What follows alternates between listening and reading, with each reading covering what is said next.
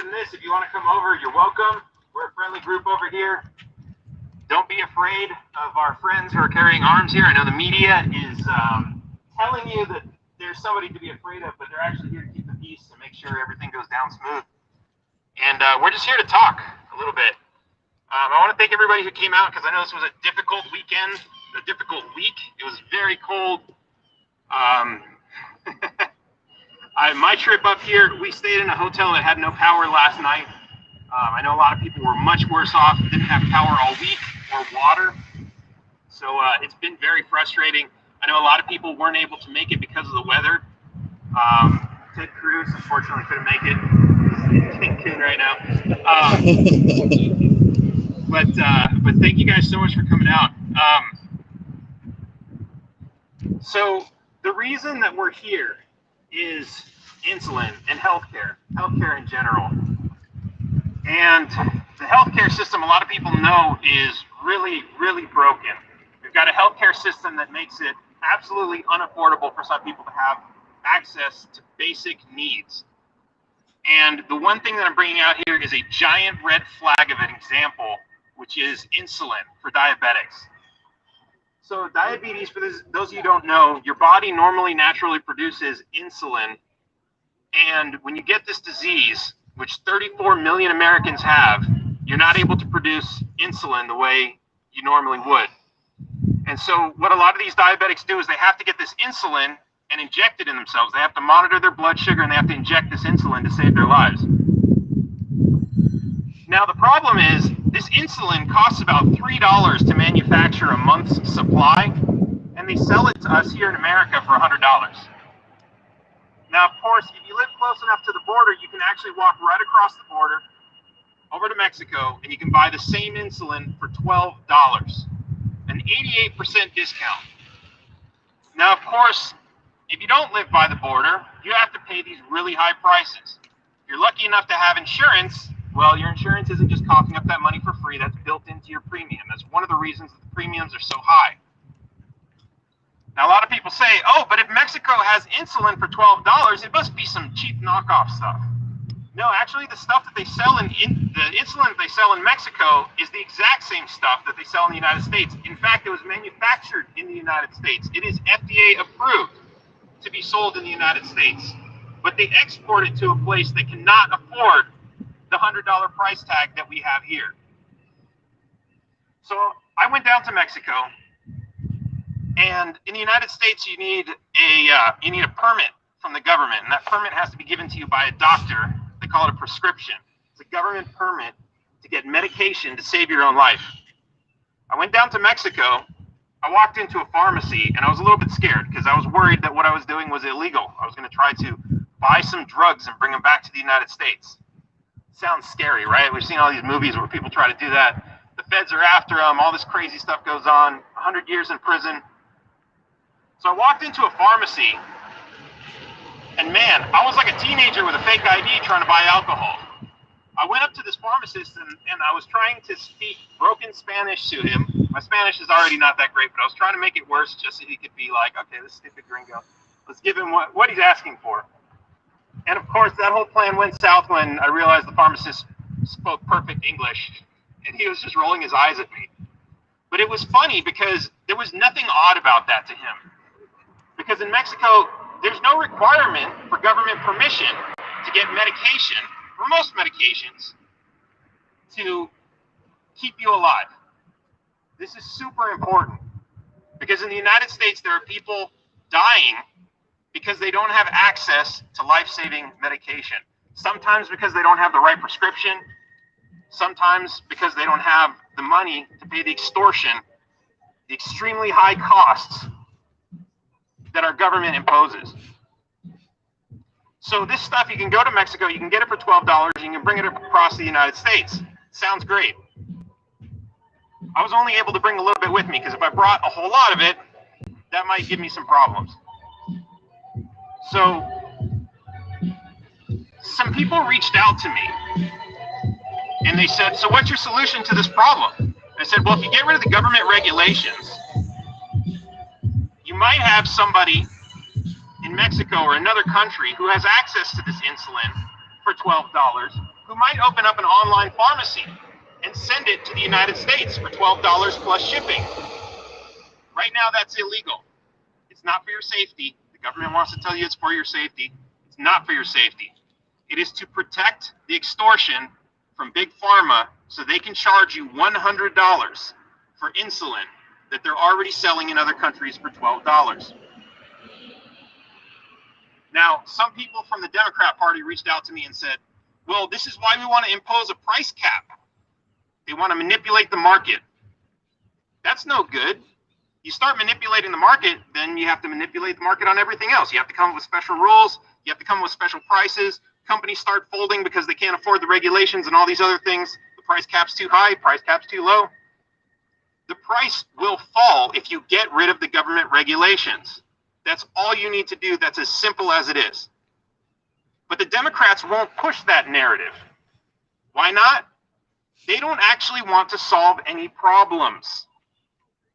They don't want to solve any problems because as soon as the problems are solved, you'll stop voting for them. All they have is a carrot on a stick.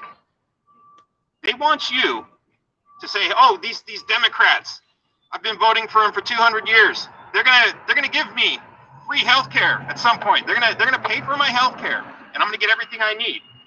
It's not gonna happen. They're not really pushing for that. Joe Biden made these promises, all kinds of different promises.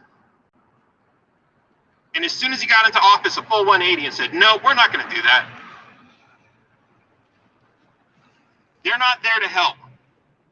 That's why they refuse to acknowledge the fact that their policies and their bureaucracies are the reason that we're paying $100. We're paying extortion. And even if we had Medicare for all, what would that do? These companies would still get their $100. It's giving into extortion. We used to say in this country that we don't negotiate with terrorists. Well, that's exactly what these guys are doing. Oh, well, we'll just let their prices stay really high, but we'll steal from the rich because they have too much money. We'll steal from them to pay for things that we'd be able to afford if the government just weren't there in the first place. That's what they want. And when they say they're going to steal from the rich, what do they really end up doing? Stealing from you, everybody else. Why? Because the rich are the ones who write the laws and pass the laws. They're not going to tax themselves. Somebody else reached out to me and said, can you ship me some to Florida? And I said, sorry, I can't do that. For one, I have a very limited supply, and I don't know if it's going to make it because this stuff is very sensitive to temperatures. I asked more about the situation. This woman who reached out to me was a sex worker. She has a friend who just got dropped from her insurance plan and needs to come up with $2,500 to pay for the next few months of insulin. $2,500. That same amount, she's in Florida.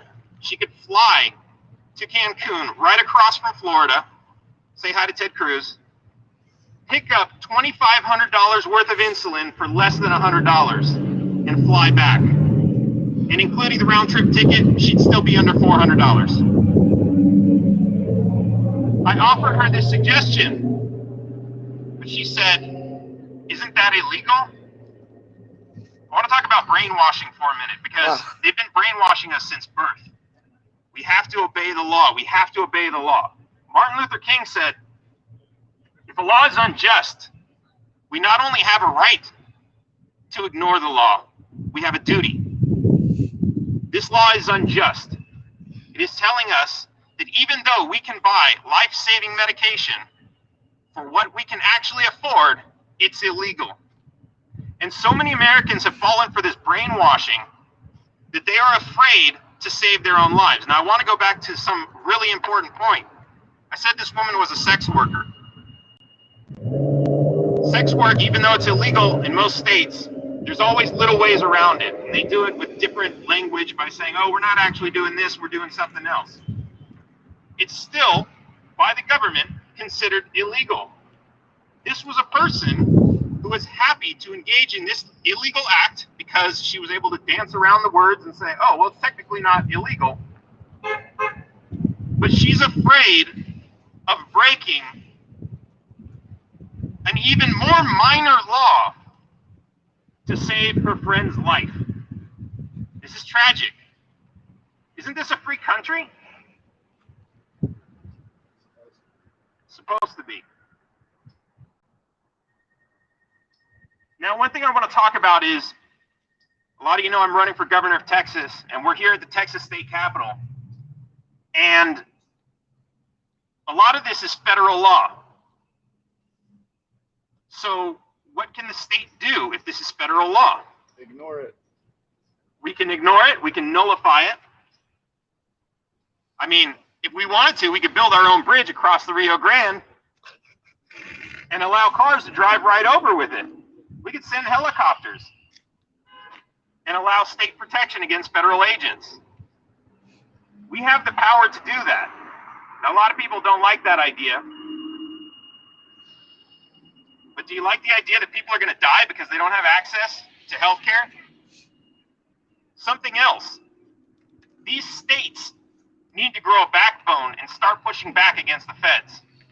There are so many federal regulations that are denying access to health care and so many other rights. And these states don't want to push back. Why? Because we have cowards. We have cowards running our state governments who are happy to profit off the same extortion that the federal government is using against us. In fact, one of the things that a lot of states do is they impose a state income tax. A lot of people don't know this. The income tax is actually unconstitutional for a lot of people. But being the smart geniuses that these people in Congress are, they wrote a law that didn't apply to most people, so it wouldn't be unconstitutional. Then they just convinced everybody that it applied to them. Now they've got you all paying federal income tax. The states came along, started with no states, then there was one, then there was two, then 10, then 20. Now almost all of them, except for about 7, have an income tax. But they don't have their own income tax. They have a piggyback income tax. It's built on the federal income tax. This federal income tax means when you earn your money in Texas, some of that money is going to be taken away from you, sent to the federal government that is denying your ability to have access to life-saving medication, when you could keep that money for yourself and use it to buy the medication you need to survive. And they'll tell you you're a tax cheat. They'll tell you you're a criminal. If you try to save that money for yourself and save your life, or if you try to save that money for yourself and save it so when a rainy day comes along and the government shuts down the entire economy for something like COVID, and you don't have a job, you have some money saved. But they don't want that. They want you to be in perpetual debt. Perpetual debt so they can have complete control over you. Oh, you paid off your house, but you missed a payment on your property tax? Sorry, you're homeless. Debt slaves, exactly. I want to talk about something else that I have some friends out in Africa, in Uganda, and one of them reached out to me and said, hey, we have this little girl here. She's 8 years old and she needs a heart transplant. Can you help us raise money? The first thought that jumped into my head was, oh my God, that's going to be expensive. How are we ever going to raise that much money? I asked him, how much do you need? $15,000 for a heart transplant. I said, that sounds way too low. Is there a heart available? Yes, there's a heart available. So I hop on the internet, I hop on DuckDuckGo and do a quick search. How much does a heart transplant cost in the United States? On average, it costs $1 million. $1 million. That's a lot of money. How is it that the exact same operation can cost $1 million in one country and $15,000 in another country? Well, are they paying the surgeons $100,000 an hour? No, that's not it.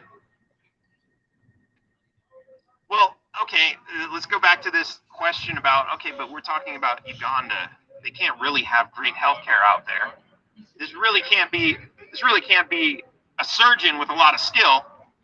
No, actually that $15,000 includes an airlift to India, where they have great doctors.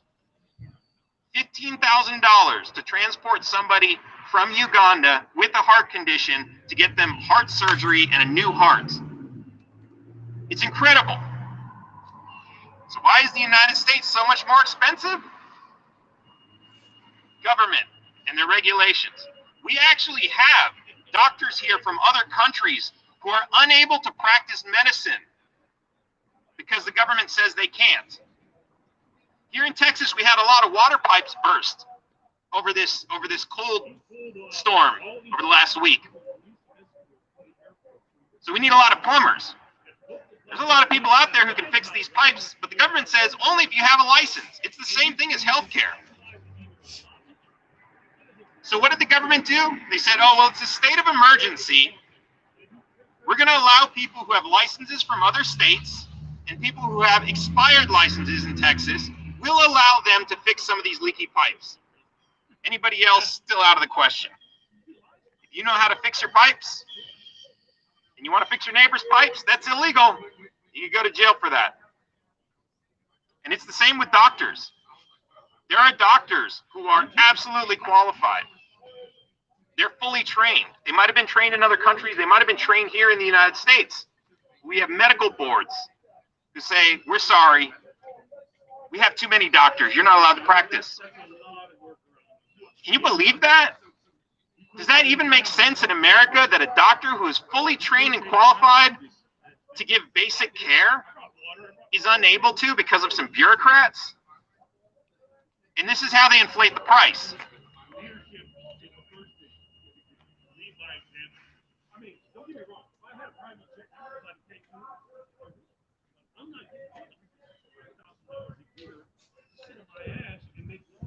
So I brought some insulin with me, and if anybody here is a diabetic, I want to make the offer that you can have some of this insulin for the same price that I was able to get it in Mexico.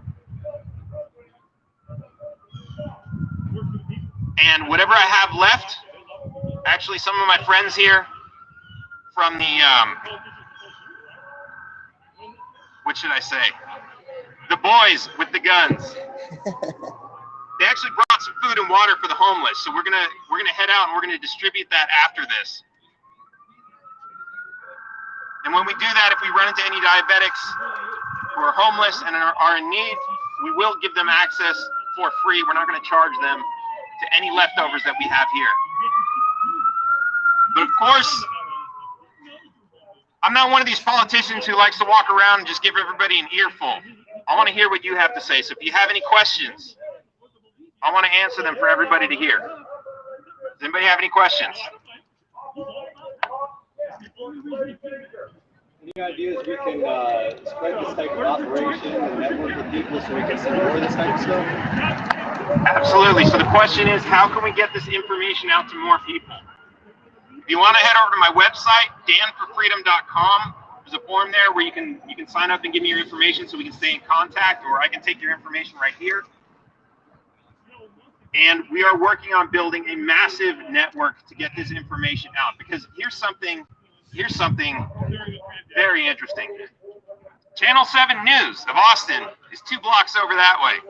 They're not going to come here and cover this. Oh, there goes Alex Jones. Is that really Alex Jones? Yes. Yeah, that's Alex Jones. What's up, Alex?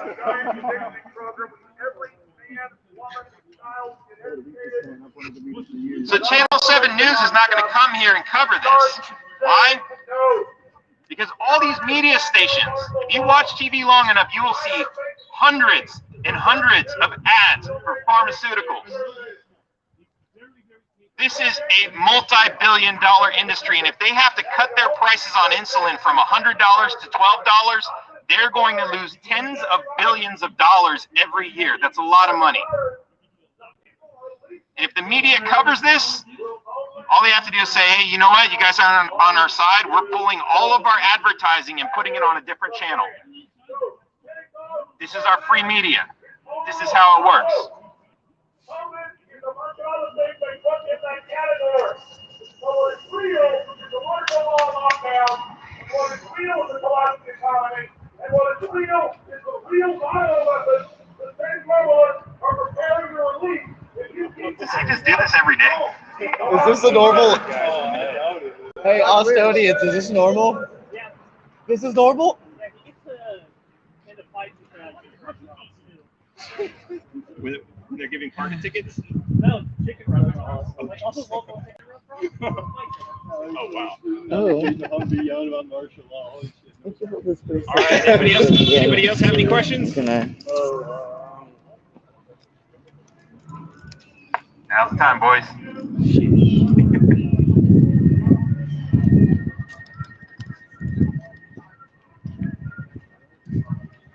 I got one.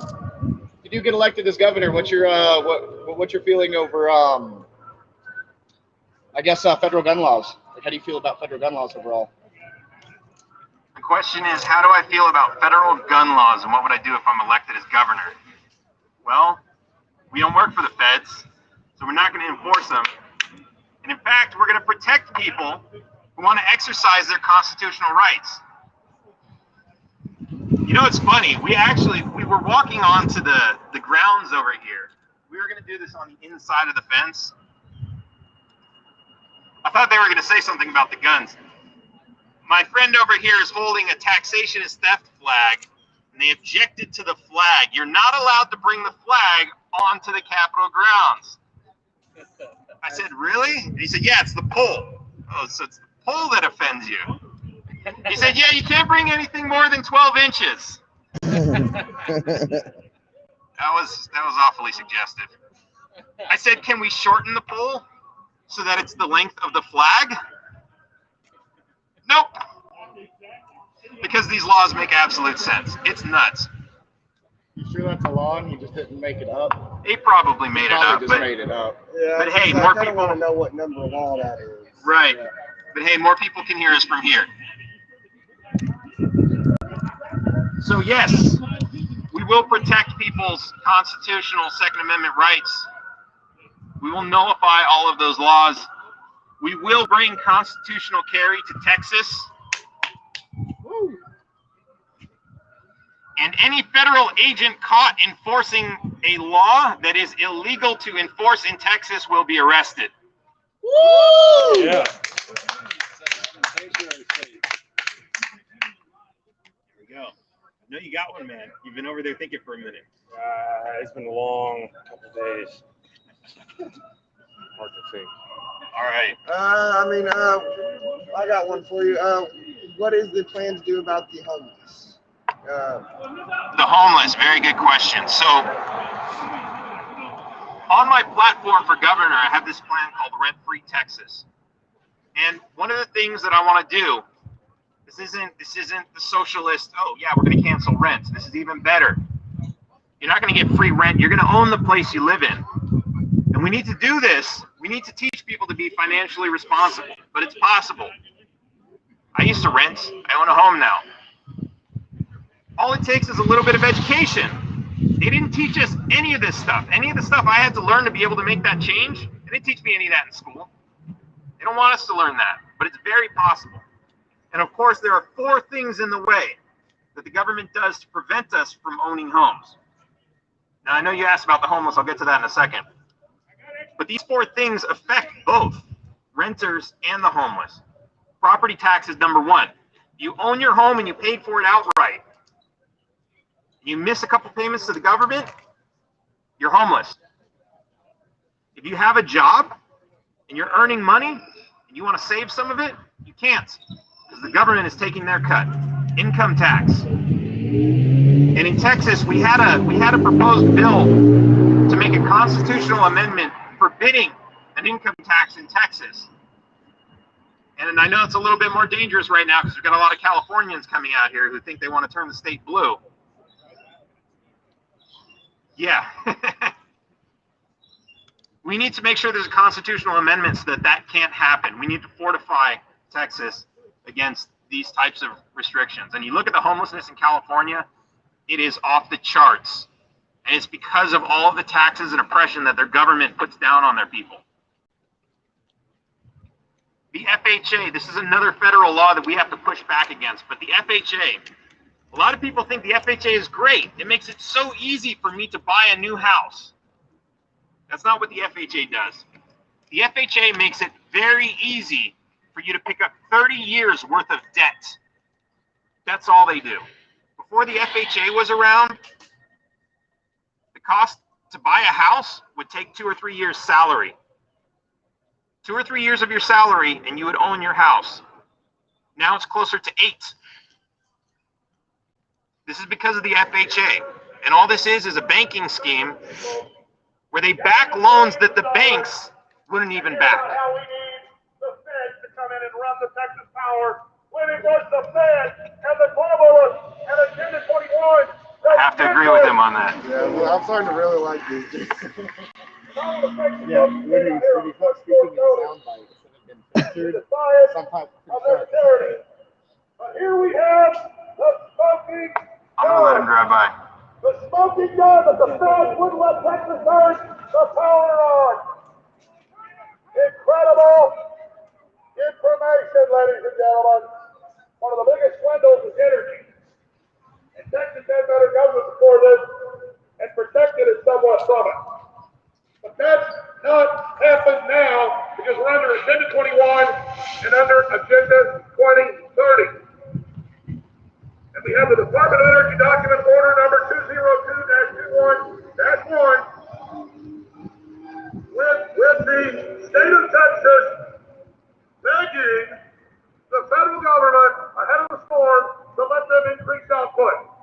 And the whole media knows this, and they're hoping this doesn't get out.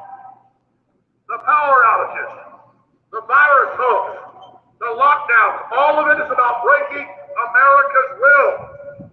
Stop wearing the mask. Learn that almost all of death is other things. Biden says the mask is never coming off. We're abusing our children. We're doing all of this evil, getting bacterial pneumonia from the mask, and they're never coming off. It's a symbol of how humans are dirty and humans are bad for depopulation. That's all this is. And that's why we're here, ladies and gentlemen, exposing all of this because it's so important to expose the Great Reset. Take off your license plate. It's not government property.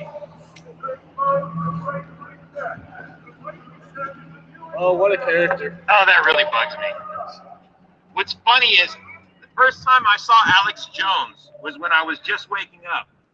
And I saw some videos where he went to the DMV in Texas and demanded that they give him a driver's license without his thumbprint. They just started requiring a thumbprint and he didn't want to give it. And he got arrested. This was like on VHS. It was insane. The vaccine they're giving you here is banned in India. It's not been tested on animals, and in human open trials here, it's killing a lot of people.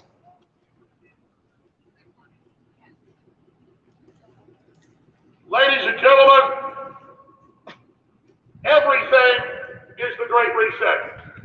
Everything is the Great Reset that is Operation Lockstep.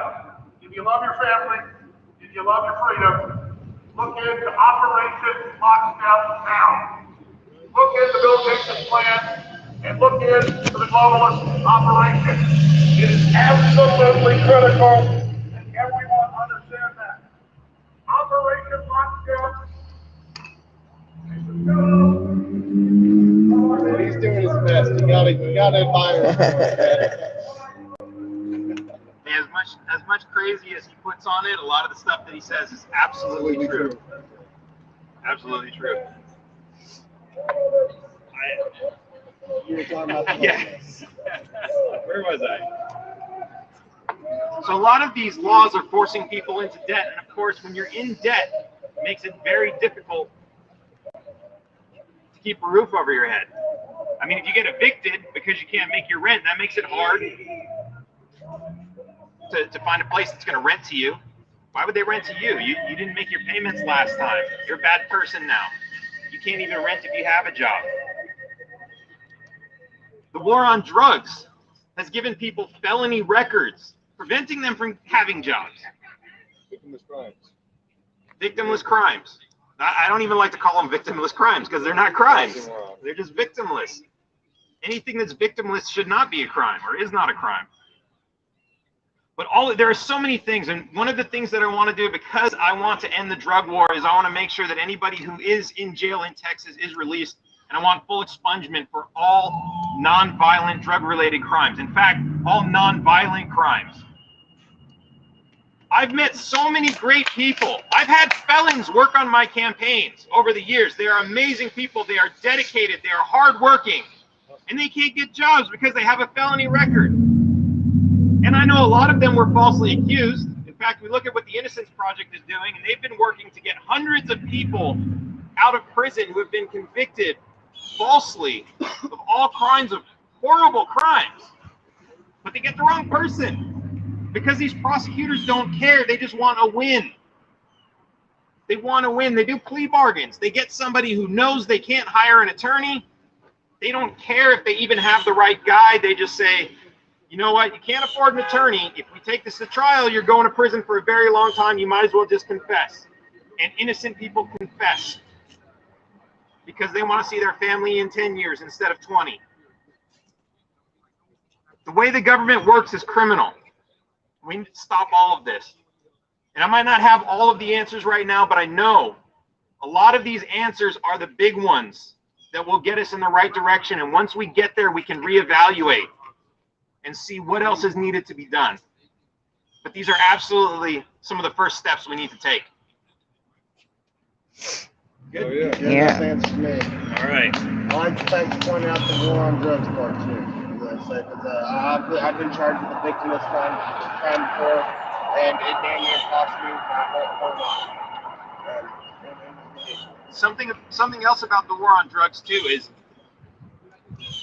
it may be illegal to bring insulin across the border and sell it to people, but you won't find a single person who's looking for insulin to get a fix, to get a high. But it's still illegal. There's no abuse. You go across to Mexico, anybody can walk into a pharmacy for $12 and buy a pen of insulin. They don't have an abuse problem over there. In fact, a lot of drugs here in the United States that require prescriptions are available in Mexico without a prescription, and you don't have people abusing these drugs. It doesn't happen. And all these crazy drugs that they come up with in the United States that people start making out of common household items, these cocktails, that only happens in places where things like cannabis are illegal. Supply and demand. You have access to all kinds of chemicals in the kitchen, but you don't have access to cannabis. People want to get high. They're going to start looking at alternatives. We have to end the war on drugs. Somebody in the live feed said that they've got a question. So Bitcoin, if you want to type up your question, I'm sure you'd be happy to answer it. Is that Bitcoin kid? Type in your question. He's an awesome guy. He's always on the live stream.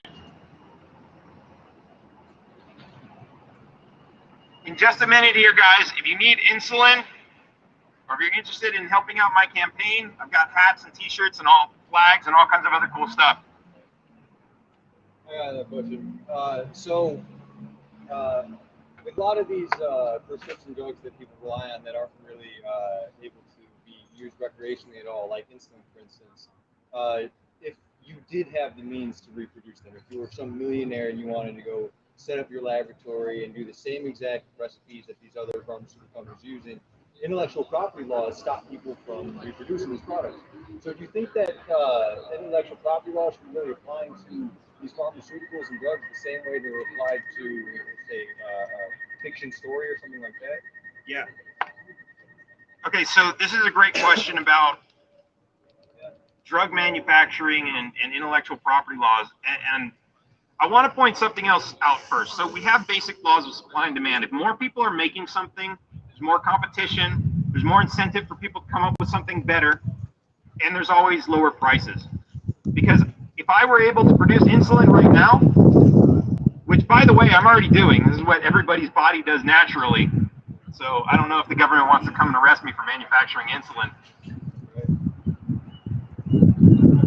But the more companies you have that are able to produce and bring it to market, the lower the prices we see. And that's why you see things like aspirin and Tylenol. And of course, these were all legal before the FDA started really restricting laws. But you look at the cost of these things, and they're ridiculously inexpensive. Every pharmacy you go to has a generic version of these things, and they're ridiculously inexpensive. Anybody can make them. But what's interesting with insulin is there are only 3 companies that are allowed to sell insulin in the United States, and there are 47 companies that manufacture it worldwide. So 44 companies are not able to sell their insulin here. Why? Because it costs them $1 billion or something crazy like that to get past the FDA. And if they could probably sell it for $50. That would still be half price. But the other insulin companies don't want that. Now, they use intellectual property laws for the same reason, to prevent that competition. They don't want to have to lower their prices. And what's interesting about this is, when I was a kid, I always wanted to be an inventor. And I was sold on intellectual property laws because I knew I didn't have $1 million. I'd never be able to make a factory. But all these ideas I was coming up with, I wanted to be able to take them. You know, this is the big inventor story. You take your idea, you sell it to a big company, and they give you money for it. They go make it. That's what I wanted to do when I was a kid. And I liked the patent laws because that meant no one was able to steal my idea. But here's the thing. You don't need intellectual property laws to protect your ideas. If I came up with something and I wanted to take it to a company, all I have to do is make them sign a contract saying that they're not going to steal my idea. And if they sign that contract and steal my idea, then they owe me money. But once it gets to market, once it's public, once people know what it is, once people are able to reverse engineer it, it's just information, it's just knowledge. That's all it is. And when you have government coming in to protect things like this, and I like to use the movie industry as an example. Sure, you can make a contract that if you buy a movie on DVD and you take it home, you're not allowed to copy it, and you agree to that contract when you buy the disc. Copyright problem solved. But what do? They're not going to go around suing individual people. Instead, what they do is they have the government as their private security force. They steal from you and me so that they have a national force, international force even, to go around putting people in prison for making copies of their DVDs. We are subsidizing the movie industry to protect their own intellectual property because they know they can't do it themselves. Oh, no. Bitcoin's question is typed up. He said, what are your plans for the education system, particularly college? The education system. What are my plans, especially college? We need to recognize that a lot of the education you get from college is something you can learn on your own, at a library, or even on your smartphone. All this information is available online. And what these universities are doing is, one, they're price gouging everybody, and they're able to do that because the government is backing up these ridiculous loans, right? No bank is going to give you $50,000 to go to college. They can't repossess your certificate once you graduate. That's a stupid investment. If you never go on and get a good job, you're never able to pay that back. But the government has given them special protections. And with those special protections, they have dumped billions of dollars onto the education market, which of course has inflated prices. And they do it for any education that has absolutely no career path or any way that you can ever make money to repay it. But they don't care because they know the government is going to allow them to follow you beyond the grave to collect that money. Yes, you can't file bankruptcy on these student loans, and sometimes they'll even pass it and make your kids pay for it. It's terrible. We need to stop focusing on this. There are trade schools that cost far less, and you can make far more money this way. When we talk about law school and medical school as being some of the most expensive courses you can take, most of that's bookwork. Like, I get it. You need some hands-on training to become a doctor. But a lot of it is bookwork. You don't need to pay $10,000 a semester to read a book. All these courses you should be able to take them at home for a very low cost. And then you go to the college when you need to do the in-person stuff. And we need to get rid of the government regulations that are preventing more people from teaching. Yes, they have an actual cap on the number of people who are able to teach particular fields, federal regulations. And they have an actual cap on the number of people who can graduate, regardless of how good their grades are. This is our system at work. It's an artificial limit of supply, and they're doing this to keep prices up. Was stolen. In the great weekend, take the mask off. All right, guys, thank you so much for coming out. It's been great talking to you, and stick around. There is one question on here if you got a second. Question.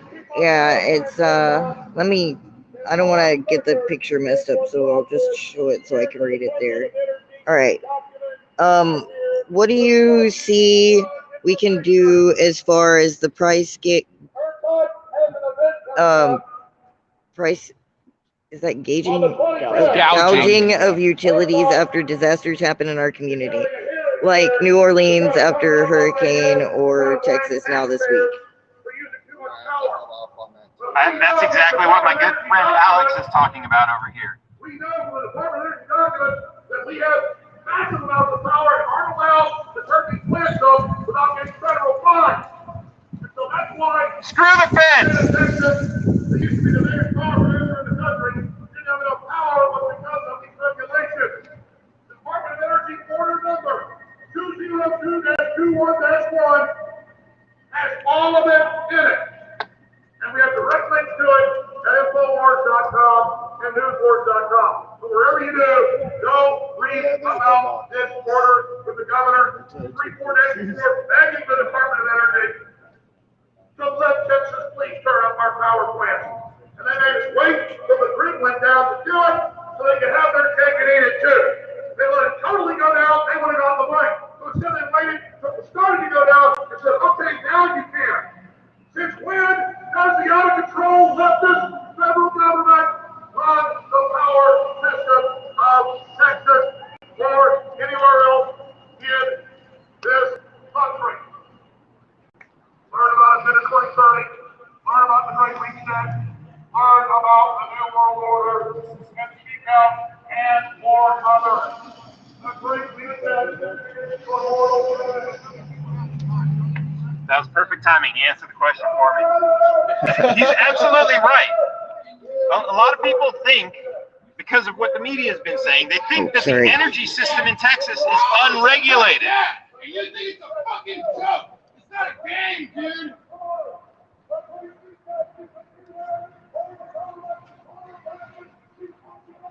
Yeah. So, if the energy in Texas is so unregulated, does that mean anybody can just build a nuclear power plant? The government's not going to get in their way? I don't see that happening. I've seen it happen before, actually. Someone's built a nuclear power plant in their garage and their door got kicked in within 40 minutes of them turning it on. There you go, 40 minutes. This is not unregulated at all.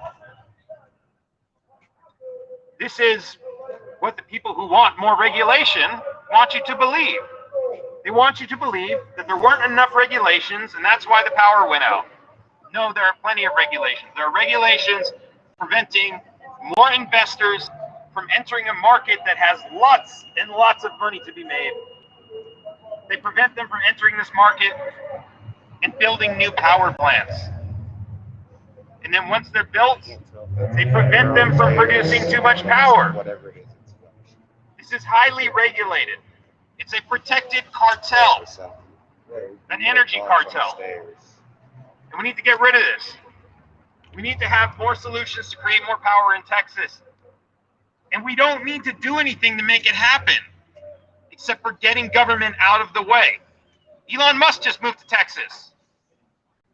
That guy likes making energy. I guarantee you, if you get the government out of the way, he's going to build some crazy underground, ridiculous energy producing thing, because that's what he does. But he can't do it without permission from the government. And he's not going to get that permission when all these oil and gas companies are standing in his way.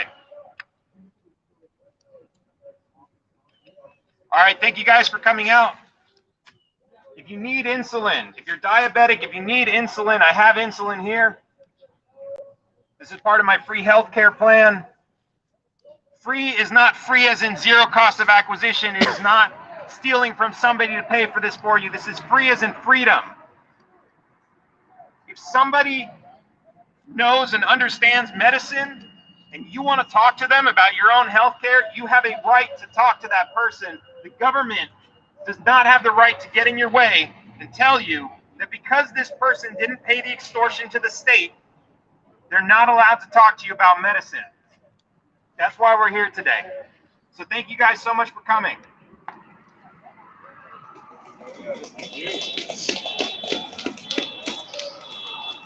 White car. Yes. I have experience in the housing in Microsoft. All right. I'm not sure now. I have experience. It's not like I even want to. Okay, cool. Yeah.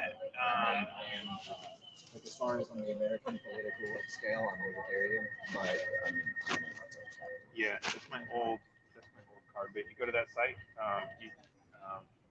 that's where to contact me. Or find me on Twitter or whatever. Okay, send me a message. Or if you want to write down my number, I'll.